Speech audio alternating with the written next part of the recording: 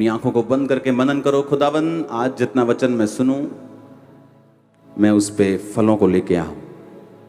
आधी स्क्रीन के ऊपर क्रॉस को दिखाया जाए प्रभु यीशु मसीह के सामर्थी नाम में।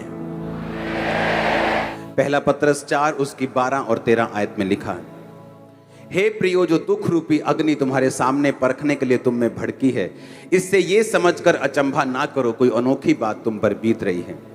जैसे जैसे मसीह के दुखों में सहभागी होते हो आनंद करो, जिससे उसकी महिमा के प्रकट होते समय भी तुम आनंदित और मगन हो। पतरस जो जीसस क्राइस्ट का क्लोजेस्ट चेला था, ये वो बोल रहे हैं। मायने करता कौन बोल रहा है आपकी लाइफ में? बहुत लोग बोल सकते हैं आपकी लाइफ में, लेकिन वो कौन है जो आपकी लाइफ में बोल रहा है, बहुत मायने करता है। अपने घुटनों पे आओ, अपने हाथों को उठाओ। हालेलुया। अपने पड़ोसी को बोलो, मायने रखता है कौन तुम्हारी जिंदगी में बोलता है। तो जिस वचन को तुम सुन रहे हो, उसे परमेश्वर के सबसे क्लोजेस्ट और सबसे सामर्थी चेले ने लिखा है। आमीन। क्योंकि मायने रखता है आपकी लाइफ में कौन बात कर रहा है, और उस समय पहचानना कि जो ये बात कर रहा है ये कहां से कर रहा है, किस किंगडम से कर रहा है। शैतान के किंगडम से कर रहा है कि परमेश्वर के किंगडम से बात कर रहा है। 2004 में जब बपतिस्मा लेकर मैं पानी के बाहर आया और हम बैठकर प्रार्थना कर रहे थे, तो थोड़े से लोग थे, 15-20, और बैठकर हम प्रार्थना कर रहे थे। और वहां पर एक बहन थी, वो आज भी मेरे कांटेक्ट में है। उसने कहा कि परमेश्वर का आत्मा मुझे बता रहा है कि यहाँ एक परमेश्वर का बहुत बड़ा दास बैठा, खुदा उसे बहुत इस्तेमाल करेगा। और सुनो, मुझे 1% भी मालूम नहीं था। मैंने कहा ये मैं तो हूं ही नहीं, किसी के लिए हो सकता है। कोई इंटेंशन नहीं थी इस्तेमाल होने की, जस्ट हीलिंग के लिए मैं बैप्टिज्म ले रहा था, हीलिंग के लिए फास्टिंग कर रहा था, हीलिंग के लिए प्रेयर कर रहा था, रोजे रख रहा था। लेकिन वो बात किस किंगडम से निकली थी?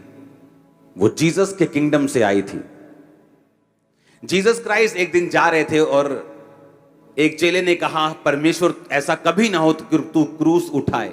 जीसस ने कहा, ओ शैतान, मेरे सामने से दूर हो जा। क्योंकि वो बात उस समय परमेश्वर के राज्य से नहीं, शैतान के किंगडम से, शैतान के राज्य से आई थी।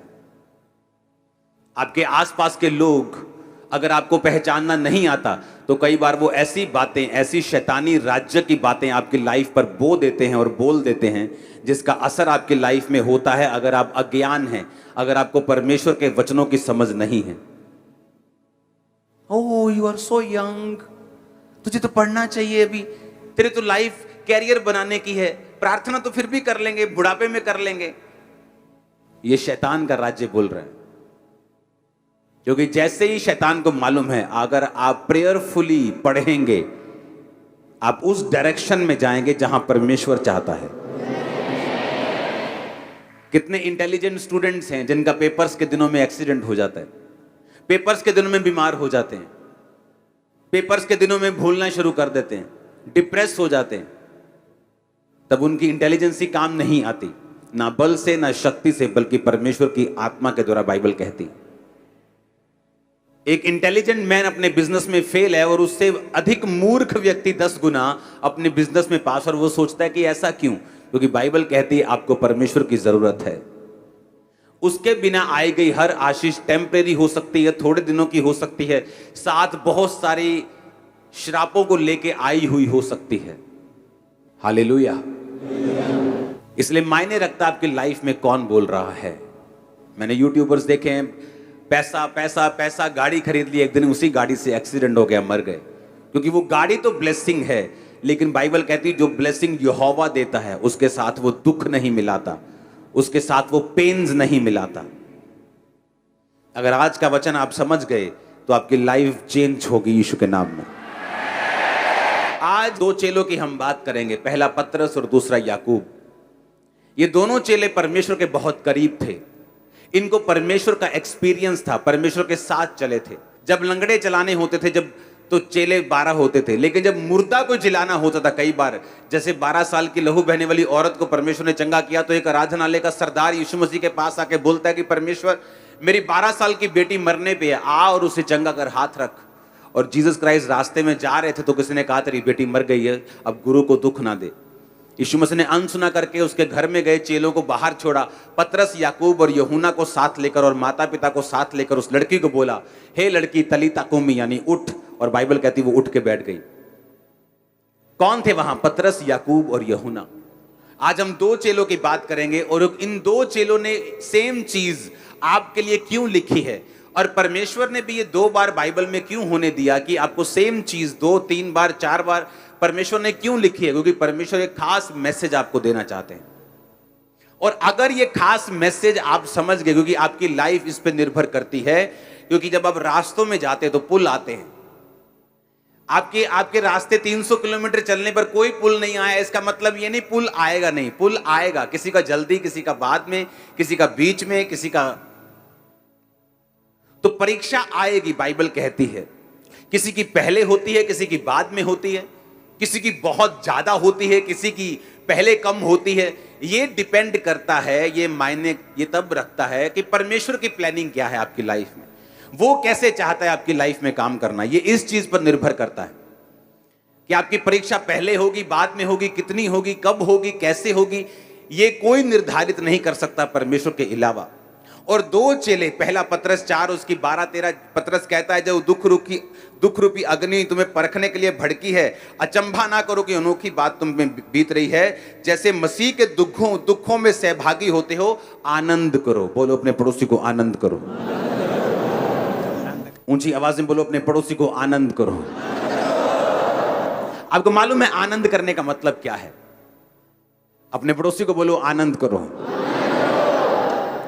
कौन कह रहा है आनंद करो? पतरस कह रहा है आनंद करो,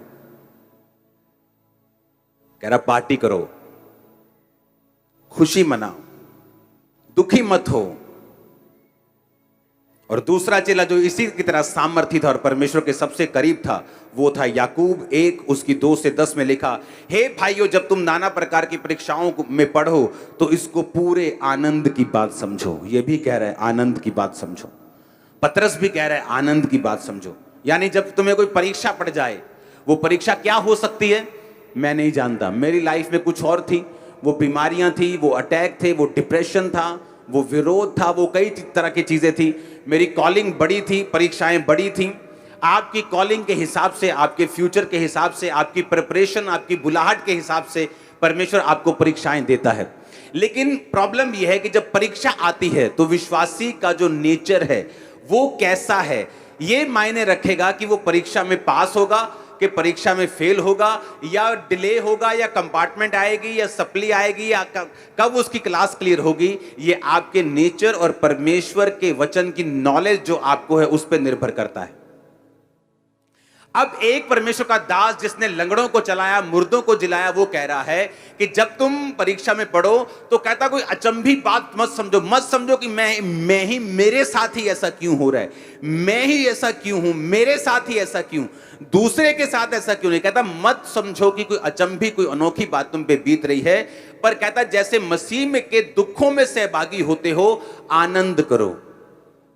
और याकूब कह रहा है कि जब तुम नाना प्रकार की परीक्षाओं में पढ़ो तो कहता पूरे आनंद की बात समझो। क्यों? ये चेले परमेश्वर के हमें आनंद करने के लिए क्यों कह रहे हैं? कोई आपके पास आके बोले ओह मुझे ये कैंसर का रोग है, आप बोलो जाओ पार्टी करो, जाओ आनंद करो। वो बोलेगा मार खानी है क्या तुमने? मैं कह रहा हूं कि मेरे घर में प्रॉब्लम हो गई, मैं कह रहा हूं कि मेरे ये हो गया, वो हो गया, तुम कह रहे हो आनंद करो। उसका कंडीशन ये है, इफ शर्त ये है कि वो परीक्षा आपके पाप के कारण नहीं होनी चाहिए। जैसे दाऊद की जिंदगी में बैतशेबा के साथ पाप के बाद जो परीक्षा आई, वो परीक्षा परमेश्वर की ओर से नहीं थी। जो पहले उसकी जिंदगी में हो रहा था, जो शाऊल उसके पीछे पड़ा था, वो परमेश्वर की ओर से था। कितने मेरी बात को समझ रहे हैं?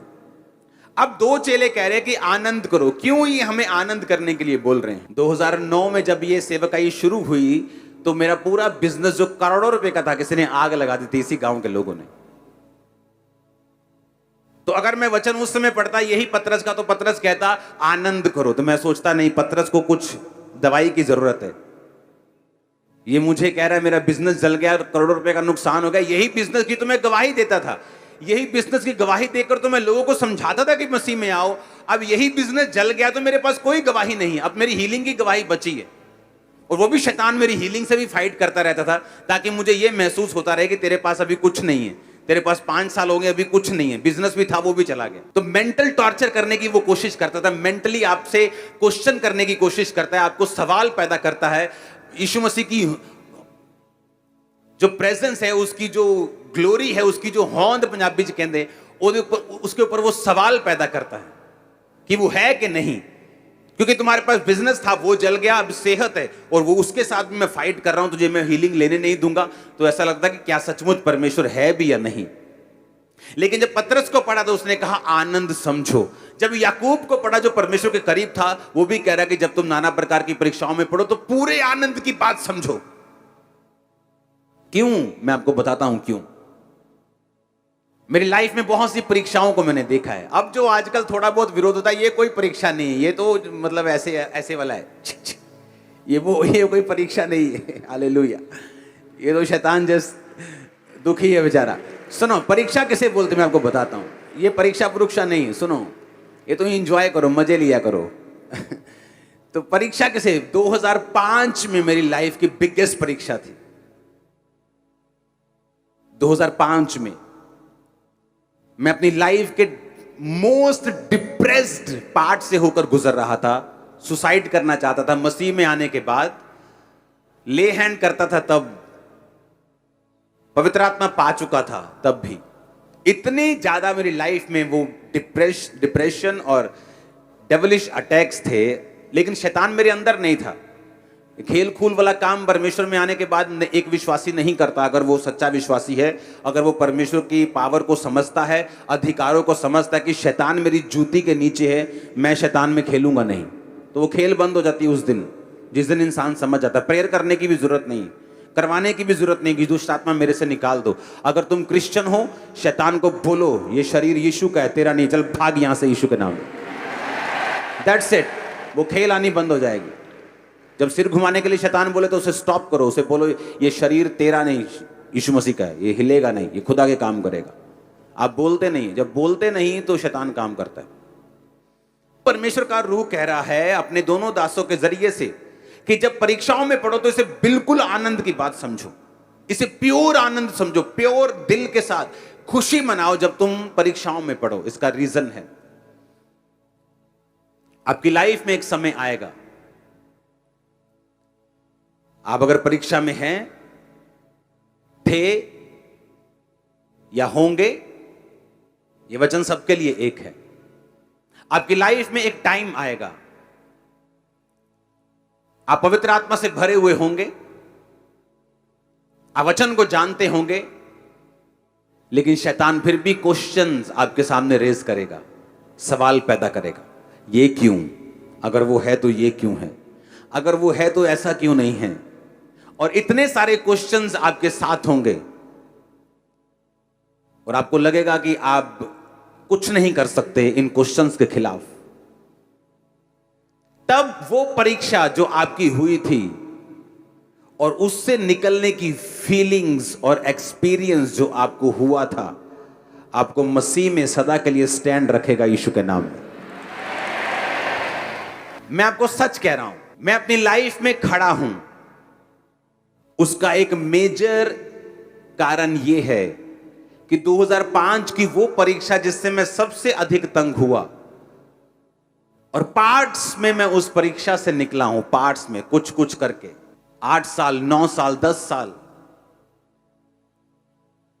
लेकिन जब शैतान ने मेरी लाइफ में क्वेश्चंस रेज किए, बाइबल जानते हुए, पवित्र आत्मा से भरे हुए, सामर्थ पाए हुए भी, वो एक्सपीरियंस जो मेरा परीक्षा से निकलने के बाद जो मैंने प्रभु से लिया था, परमेश्वर ना इनकाउंटर हुआ मेरा आमना सामना, क्योंकि वो परीक्षा से निकलना आसान नहीं था।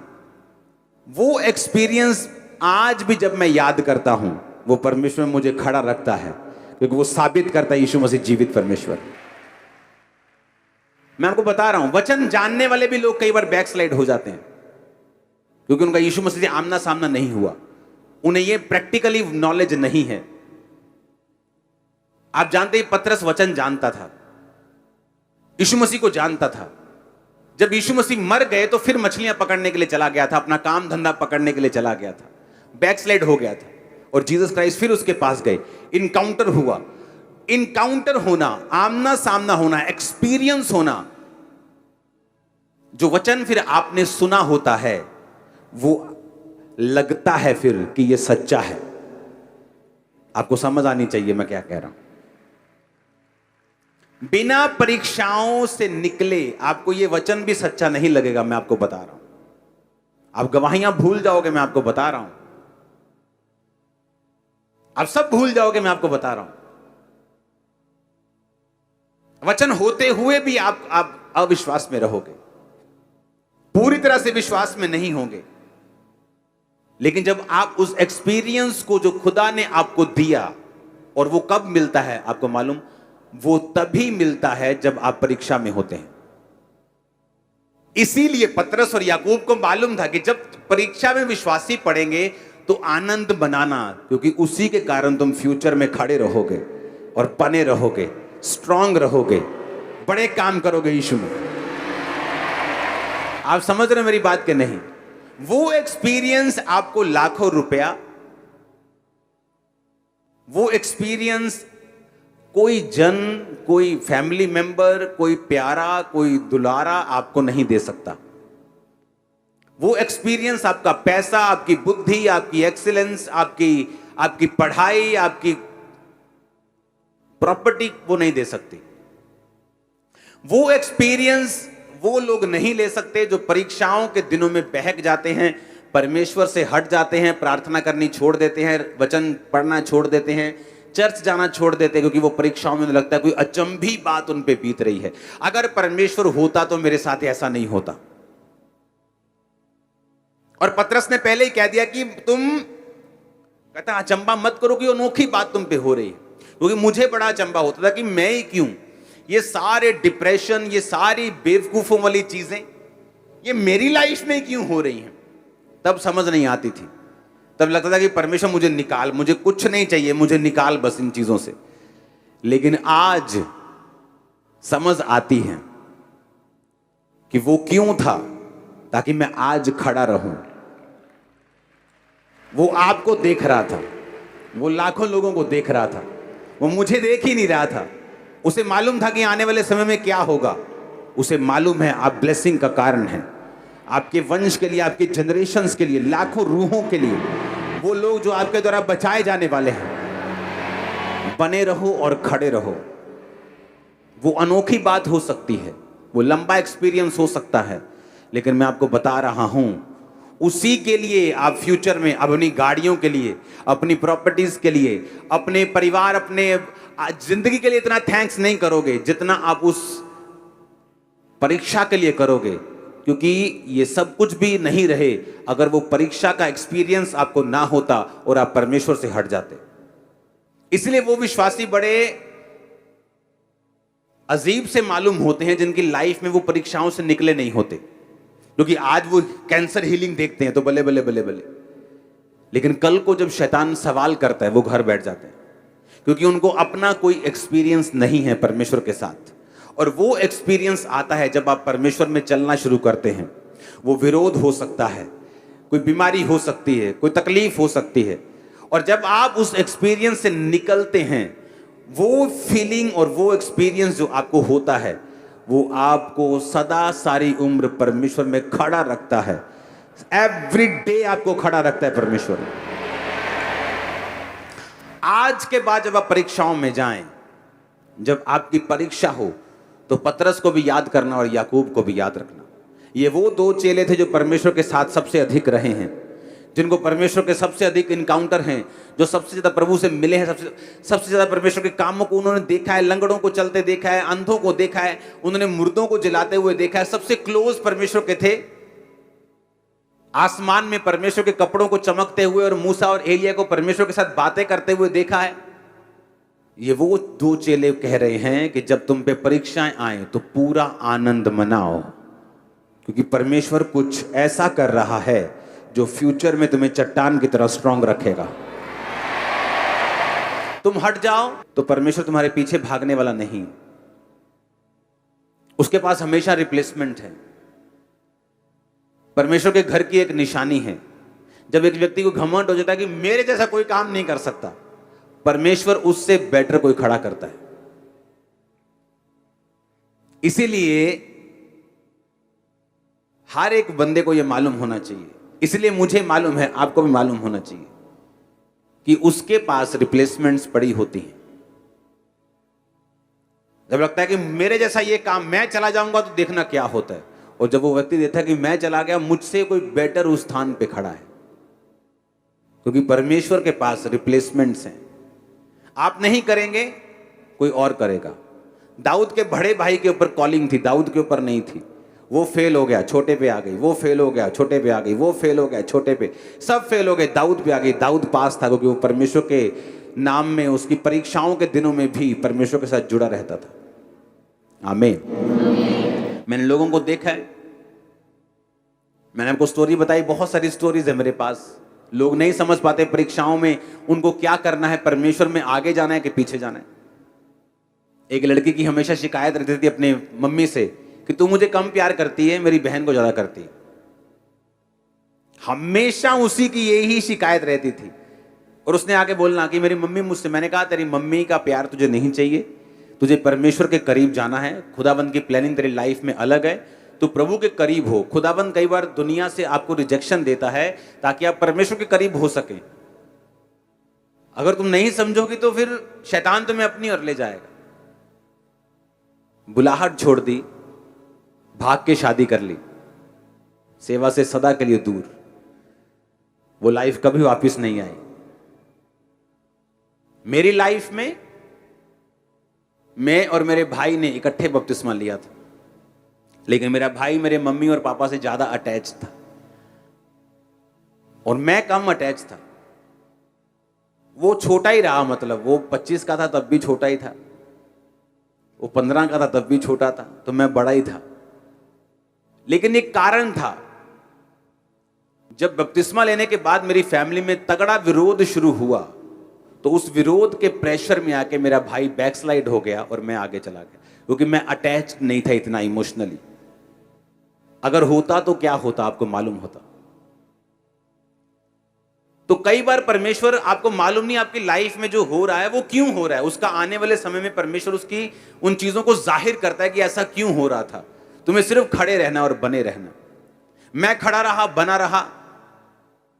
आई थिंक 2009 में, आई थिंक, हाँ 2004 में मैंने बैप्टिज्म लिया, तो 2005 से इमेजिन कर लो वो बैकस्लाइड था। 5 निकल गया, 6 निकल गया, 7 निकल गया, 8 निकल गया, 9, 10, फिर वो वापिस आया। उसकी वाइफ ने मुझसे बपतिस्मा लिया, मेरी मदर ने फिर मुझसे बपतिस्मा लिया, मेरे फादर ने फिर मुझसे बपतिस्मा लिया। अब हम अटैच हैं क्योंकि वो समय निकल गया, वो परीक्षा का टाइम निकल गया। अब कोई चक्कर नहीं है ऐसा। अब शायद मैं ज्यादा अटैच हूंगा, लेकिन कारण मैं आपको बता रहा हूं। रीजन ये था कि परमेश्वर का एक प्लान था। तो कहता अचंभी चीजों को मत लो कि कुछ अचंबा तुम्हारे साथ हो रहा है, क्योंकि परमेश्वर कुछ माइक्रो चीजें तुम्हारी लाइफ में कर रहा है। तुम्हारी सोच के ऊपर वो काम कर रहा है, तुम्हारे सराउंडिंग में जो हैं उनके लिए वो तुम्हारी लाइफ में काम कर रहा है। कई बार आपका दोस्त आपको रिजेक्ट कर देगा, आप बोलोगे यार मैंने क्या किया है, ये मुझसे ज्यादा 10 गुना नीचे, ये मूर्ख व्यक्ति इसका दोस्त है, इसके साथ ये बनती है, मेरे साथ क्यों नहीं बन रही इसकी। परमेश्वर नहीं चाहता, वो आपको अलग रखना चाहता है। पर आप शक कर रहे हो कि मैं अच्छा हूं कि नहीं। You are the best. आमीन। आप बेस्ट हो, क्योंकि परमेश्वर कुछ सुनो, अगर आप बच्चों वाले हैं या आप माता पिता हैं तो आप समझेंगे। आप अपने बच्चे की हर चीज को नोटिस करते हो, किसके साथ बात करता है, क्या खेलता है, क्या बोलता है, क्या खाता है, क्या पहनता है, कैसे सोता है। आप हर चीज में निगाह रखना चाहते हो कि आपको नहीं चाहिए कि कुछ गड़बड़ हो जाए। परमेश्वर, आपको लगता है कि परमेश्वर को सिर्फ प्रार्थना बाइबल से मतलब है, बस प्रार्थना करी, बाइबल पढ़ी, चर्च गए, टाइट दिया, परमेश्वर को। और परमेश्वर नहीं, परमेश्वर आप सोचते कैसा है, आप जाते कैसा है, गाड़ी क्या, उसको हर चीज से मतलब है। और वो आपकी लाइफ में बिल्कुल बारीकी से काम करता है। अगर आप ध्यान से देखें तो बस इतना रहम कर देना कि तुम बने रहना परमेश्वर में। पाप में रह के जो परीक्षाएं आएंगी वो तुम्हें कम करने के लिए होंगी, पवित्रताई में रहकर जो परीक्षाएं आएंगी वो तुम्हें बढ़ाने के लिए होंगी। बस ये एक फर्क तुम अपने आप तय कर लेना, क्योंकि पंगा लिया है शैतान के साथ, जप्फी पाई है तो परीक्षा आई है, कि शैतान को थप्पड़ मारा है तो परीक्षा आई, कि प्रभु के साथ जप्फी डली है तो परीक्षा आई। अगर तो शैतान के साथ जप्फी डली है तो परीक्षा आई है, तो फिर वो घटाने के लिए है। अगर प्रभु के साथ हक किया है तो परीक्षा आई, वो तुम्हें बढ़ाने के लिए है। तो परमेश्वर माइक्रो मैनेजिंग आपकी लाइफ में करता है, छोटी छोटी चीजों पर प्रभु काम करता है। आपको फ्रस्ट्रेशन हो सकती है, कई बार आपको खिजाहट आ सकती है, आपको अजीब लग सकता है, लेकिन परमेश्वर आने वाले समय को देख रहा है। मेरा विश्वास है कि अब परीक्षाओं में आप आनंद को मनाएंगे, आप उसमें खड़े रहेंगे, विश्वास के साथ अड़े रहेंगे। आमीन ऊंचा तो ये बरकत आपकी है।